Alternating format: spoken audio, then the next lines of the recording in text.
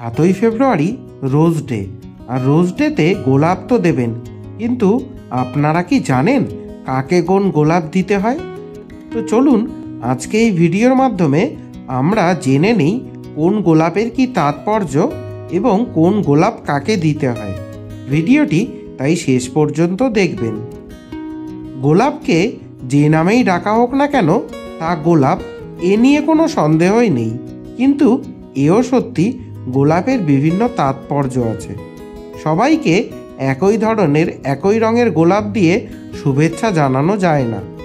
Valentine's day বলতে আমরা মূলত প্রেম ব্যাপারটাকেই বুঝি।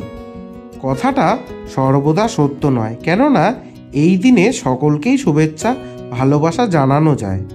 এই ভ্যালেন্টাইন্স ডে আসার আগে থেকেই অবশ্য উদযাপন শুরু হয়ে যায়।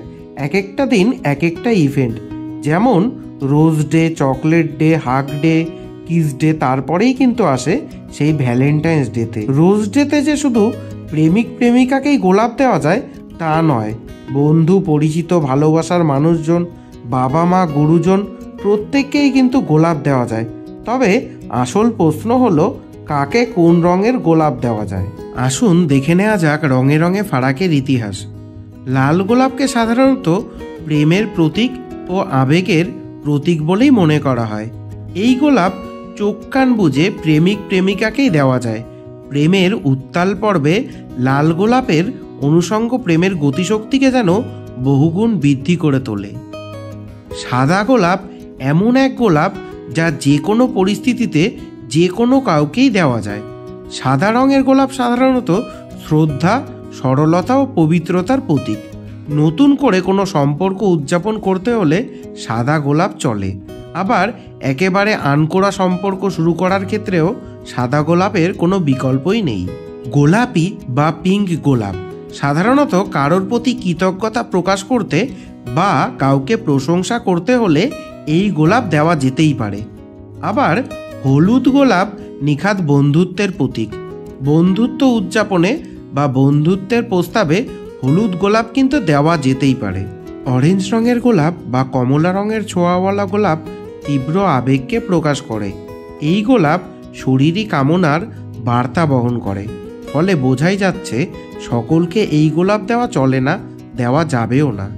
এমনকি প্রেমিক প্রেমিকাকেও এই গোলাপ দিতে হবে বহু বিবেচনা করে।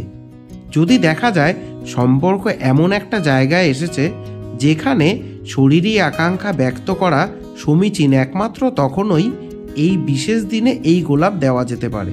কোন গোলাপ কাকে দেবেন সে কথা তো জেনে গেলেন। চলুন এবারে আমরা জেনে নেই রোজ ডের ইতিহাস।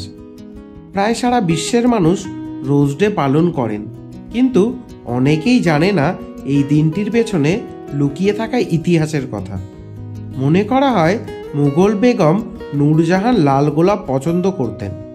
স্ত্রীকে খুশি করার জন্যই জাহাঙ্গীর প্রত্যেক দিন তার প্রাসাদে 1 টন তাজা গোলাপ পাঠাতেন। এই দিনটি উপলক্ষে আরও একটি ইতিহাসের কথা প্রচলিত রয়েছে।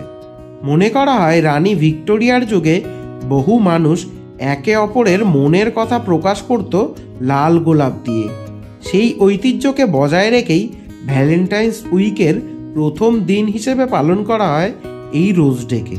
ভিডিওটি ভালো লাগলে লাইক করে দিতে পারেন, কমেন্ট করেও জানাতে পারেন আপনার জীবনে প্রথম গোলাপ আপনি কাকে দিয়েছিলেন।